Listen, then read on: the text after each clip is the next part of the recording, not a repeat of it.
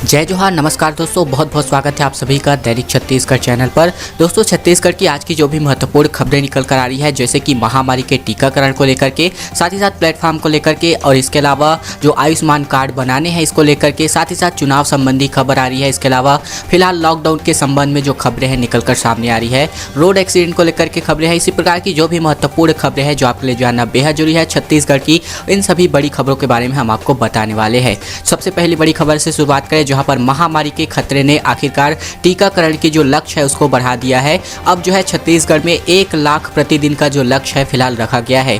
अगर बीते दिन की बात करूं तो 48,639 लोगों ने टीकाकरण करवा लिया है अपना। इसके अलावा 91% हेल्थ वर्कर्स को जो है यह टीके का पहला डोज लगवाया जा चुका है। दूसरा डोज लगवाने वालों की संख्या लगातार बढ़ रही है। इसके अलावा प्रदेश में महामारी का खतरा जैसे जैसे बढ़ता जा रहा है, वैसे वैसे संक्रमितों की संख्या एक बार फिर से बढ़ती जा रही है। वैसे महामारी के प्रति लोगों का डर भी बढ़ता जा रहा है। इसके बढ़ते जो आंकड़े हैं वो यहाँ पर आप देख सकते हैं कि रिकॉर्ड स्तर पर जो टीकाकरण है, 48,639 लोगों ने बीते दिन अपना जो टीका है वो यहाँ पर लगवाया हुआ है।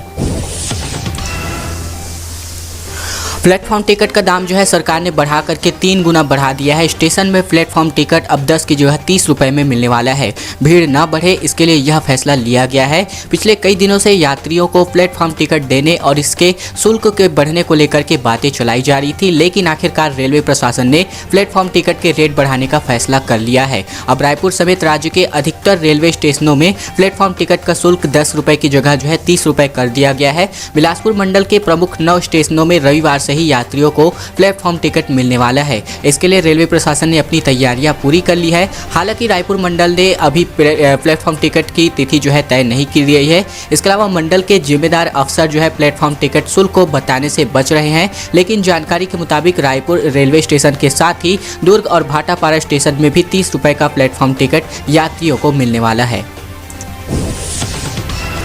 आयुष्मान कार्ड बनवाने की तिथि जो है 31 मार्च तक के लिए करी गई है। इसके लिए रजिस्ट्रेशन जो है 31 मार्च तक होने वाले हैं। सभी चॉइस सेंटरों में निःशुल्क यह सेवा जो है आप सभी को प्रदान होने वाली है। आयुष्मान कार्ड बनवाने के लिए 31 मार्च तक रजिस्ट्रेशन किए जाएंगे। जिले के सभी चॉइस सेंटरों में जो है निःशुल्क आयुष्मान कार्ड बनाए जा रहे हैं। इस सुविधा का लाभ लेने के लिए आप अपने नज़दीकी आयुष्मान कार्ड बनवाने के लिए जो नज़दीकी चॉइस सेंटर है वहाँ जा सकते हैं। आयुष्मान भारत आपके द्वार के तहत रजिस्ट्रेशन किया जा रहा है। वही रजिस्ट्रेशन के 15 दिन बाद आपको आयुष्मान कार्ड मिलने वाला है। आयुष्मान भारत प्रधानमंत्री जन आरोग्य योजना व डॉक्टर खूबचंद बघेल स्वास्थ्य सहायता योजना अंतर्गत अधिक से अधिक हितग्राहियों को लाभ देने के उद्देश्य से केंद्र एवं राज्य सरकार के द्वारा आपके द्वार आयुष्मान विशेष अभियान चला करके क्रियान्वयन 1 से लेकर के 31 मार्च तक किया जा रहा है। शासन के निर्देशानुसार सभी जिले के जो सभी चॉइस सेंटर है इनमें हितग्राहियों को निःशुल्क प्लास्टिक PVC आयुष्मान कार्ड पात्रता के आधार पर जो बना करके है आप लोगों को दिया जाना है।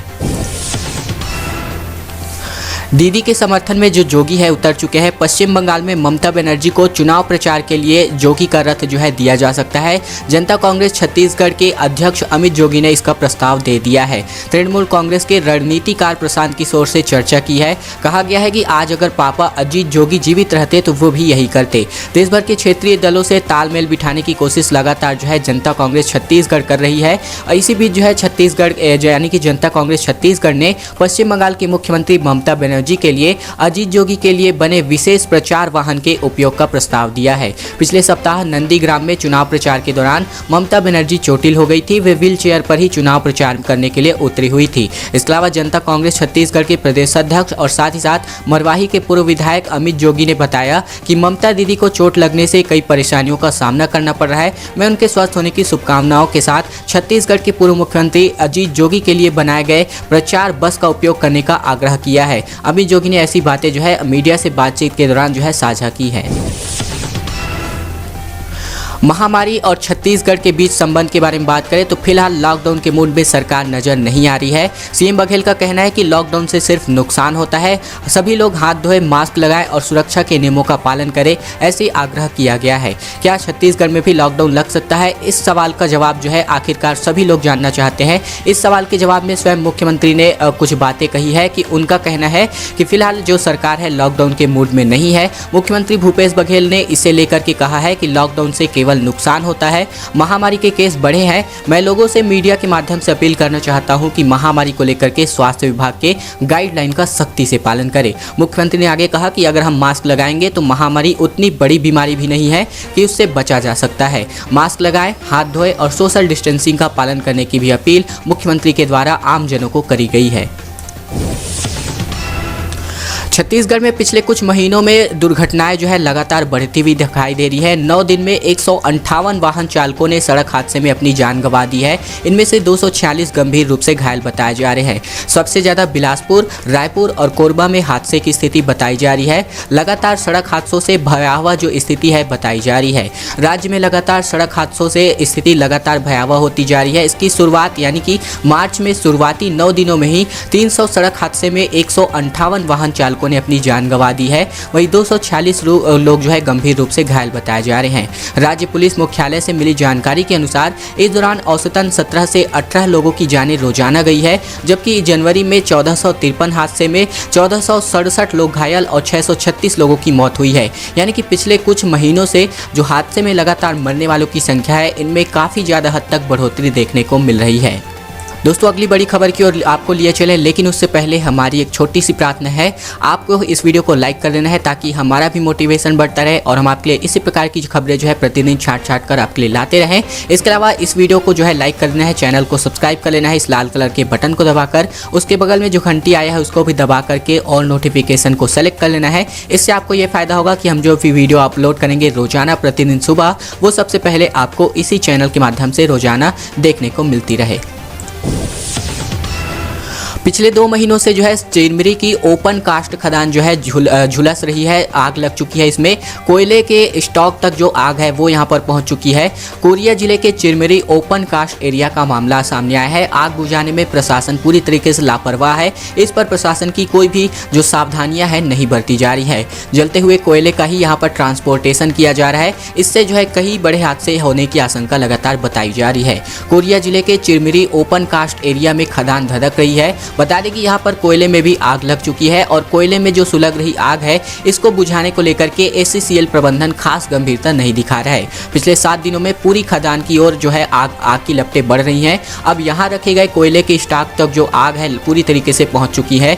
इस तरह से आग से निपटने के लिए कोई पुख्ता इंतजाम किए जाते हैं, मगर ओपन कास्ट एरिया में लगी आग को गंभीरता से नहीं लिया जा रहा है। अब तक इसे बुझाने में किसी भी की दिलचस्पी नहीं आई है। साथ ही साथ प्रशासन इसको लेकर के पूरी तरीके से बेपरवाह निकलकर सामने आ रहा है। इससे मजदूरों की जान जोखिम में बताई जा रही है। इसके अलावा कई बड़े ऐसे हादसे हैं जो होने की आशंका इस आग की वजह से जताई जा रही है। सड़क और नाली की सफाई करने के लिए लगभग 100 करोड़ रुपए के जो खर्च है पार हो चुके हैं, तब भी राजधानी में स्वच्छता टॉप 10 में नहीं आ पा रही है। स्वास्थ्य का यह खर्चा सीधे तौर पर रायपुर की स्वच्छता रैंकिंग को प्रभावित करता है। दरअसल राजधानी रायपुर में कचरा उठाने, सड़कों की सफाई और नालियों की सफाई का खर्च ही लगभग 100 करोड़ रुपए से ज़्यादा हो गया है। स्थायी और अन्य चालू खर्च मिलाकर के निगम स्वास्थ्य पर हर साल लगभग 150 करोड़ से ज़्यादा खर्च कर रहा है। इसके बावजूद सफाई और स्वच्छता के मामले में रायपुर देश के कई शहरों से पीछे है। यहां तक टॉप 10 में भी आने में के शहर को कड़ी मेहनत करनी पड़ रही है। निगम अगले महीने से ही शहर की चौड़ी सड़कों की सफाई के जो है मशीनों से कराने की तैयारी कर रहा है। इसके लिए निगम ने टेंडर भी पारित कर दिया है। कंपनी भी तय करी जा चुकी है। कंपनी को निगम हर साल लगभग 12 करोड़ रुपए की धनराशि पारित करने वाली है। यही नहीं, घरों से कचरा उठाने वाली कंपनी को निगम पहले ही दिन यानी कि पहले ही जो है 35 करोड़ रुपए का सालाना भुगतान कर रहा है। ऐसे में जो सफाई है इसके मामले में हमारा जो रायपुर है देश के टॉप 10 शहरों में भी अपनी जगह नहीं बना पा रहा है।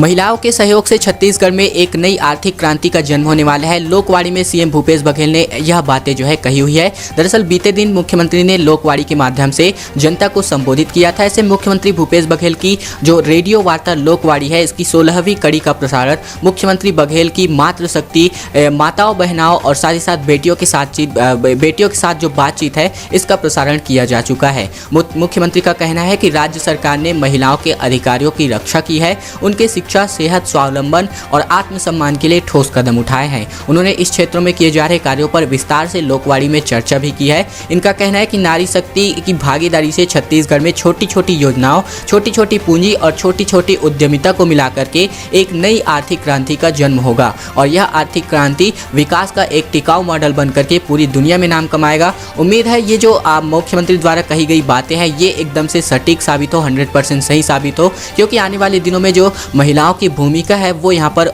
जोरों शोरों से निकलकर सामने आ रही है। असम की जनता को सीएम भूपेश बघेल के झूठे वादों में ना आए, ऐसा जो है संबोधित करते हुए डॉक्टर रमन सिंह ने चेतावनी दी है। कांग्रेस में गुटबाजी का इन्होंने आरोप भी लगा दिया है। दरअसल असम विधानसभा चुनाव में सीएम भूपेश बघेल के वादों पर पूर्व सीएम डॉक्टर रमन सिंह का बड़ा बयान सामने आया है। रमन सिंह का कहना है कि असम की जनता झूठे वादों के झांसे में ना आए। वहीं सीएम भूपेश बघेल के बीजेपी में गुटबाजी वाले बयान पर पूर्व सीएम ने जो है रमन सिंह ने कहा है कि हमारी पार्टी में निर्णय सर्वसम्मति और चर्चा के बाद लिए जाते हैं। रमन सिंह का कहना है कि सरकार के अंदर गुटबाजी चल रही है, सरकार में टीएस सिंहदेव को बोलने से रोका जा रहा है। अब जो है आम पब्लिक को कोवैक्सीन की डोज लगाने के लिए सरकार ने अनुमति दे दी है। कोविशील्ड के बाद राज्य सरकार ने कोवैक्सीन को अनुमति दे दी है। इसके अलावा स्वास्थ्य मंत्री खुद यह टीका जो है लगवाने वाले हैं। राजधानी के नेहरू मेडिकल कॉलेज में कोवैक्सीन डोज लगवाने के काम जो है सोमवार से शुरू हो जाएगा। इसके साथ ही कोवैक्सीन यानी कि आज से यह जो काम है शुरू होने वाला है। साथ ही साथ कोवैक्सीन के 72,000 से ज़्यादा डोज अब इस्तेमाल में लिए जाने लगेंगे। यही नहीं, पहला टीका लगवाने वालों के लिए अब वैक्सीन का विकल्प चुनने का कोई मौका नहीं रहेगा, यानी कि वैक्सीनेशन बूथ में कोविशील्ड या कोवैक्सीन में जो भी टीका उपलब्ध रहेगा अब वही लगवाया जाएगा। मेडिकल सूत्रों के मुताबिक पहले डोज के रूप में कोविशील्ड लगवा चुके लोगों को दूसरे टीकों के रूप में कोविशील्ड ही लगाई जाएगी। वहीं प्रदेश में अब तक 7,74,000 से ज़्यादा लोगों को पहले और दूसरे डोज के रूप में कोविशील्ड का जो टीका है लगाया जा चुका है। शराब तस्करों पर सख्ती से कार्रवाई की तैयारी में सरकार नजर आ रही है। तस्करों के पास पिस्टल और बंदूक रहते हैं, इसलिए अब आबकारी अमले को जो है यह आधुनिक हथियार मिलने वाले हैं। प्रदेश में शराब के बढ़ते कारोबार और तस्करी को रोकने के लिए सरकार आबकारी महकमे को और साथ ही साथ मजबूत करने जा रही है। सरकार इन्हें नए हथियारों के साथ साथ आईपीसी की कुछ धाराओं के साथ अवैध कारोबार करने वालों पर कार्यवाही के अधिकार देने वाली है। फिलहाल विभाग के पास आबकारी एक्ट के तहत केवल जब्ती के ही अधिकार दिए गए हैं। वहीं डीजीपी डीएम अवस्थी के नेतृत्व में बनाई जाने वाली कमेटी यह तय करेगी कि आबकारी अमले को कौन कौन से हथियार दिए जा सकते हैं। बात कर लेते हैं आज के महामारी के ताज़ा अपडेट के बारे में। मार्च के दूसरे हफ्ते में 2200 से ज़्यादा नए केसेस मिले हैं। मौतें भी यहां पर ज़्यादा बताई जा रही है, लेकिन बीते 24 घंटे की बात करें तो भयंकर तरीके से एक बार फिर से 543 नए संक्रमितों की पुष्टि हो चुकी है।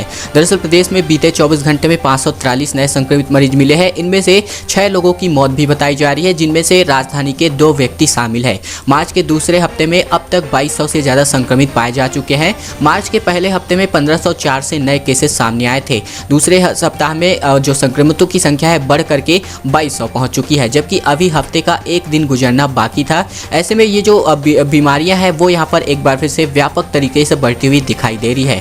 दोस्तों, आज की खबरों का सिलसिला यहीं तक का था। अगर आपको यह वीडियो पसंद आया तो वीडियो को लाइक कर देना है। इस वीडियो के नीचे जो है वीडियो में के नीचे लाइक बटन है, इसको दबा करके वीडियो को लाइक कर देना है। साथ ही साथ इस लाल कलर के बटन को दबा करके चैनल को सब्सक्राइब भी कर लेना है। लाल कलर के बटन को दबाएंगे जैसे ही तो घंटी का आइकन आएगा, उसको भी दबा करके ऑल नोटिफिकेशन पर सेलेक्ट कर लेना है, ताकि इसी प्रकार की जो खबरें हैं प्रतिदिन आपको इसी चैनल के माध्यम से रोजाना देखने को मिलती रहे।